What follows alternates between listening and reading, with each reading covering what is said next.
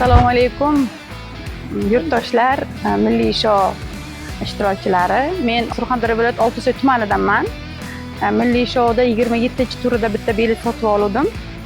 Shu bitta biletda Spark yutug'i chiqdi. Mana Toshkentga keldim. Ishonchli ekan, hujjatlari bilan qilib berishdi. Milliy show obunachilariga, ishtirokchilariga omad tilayman.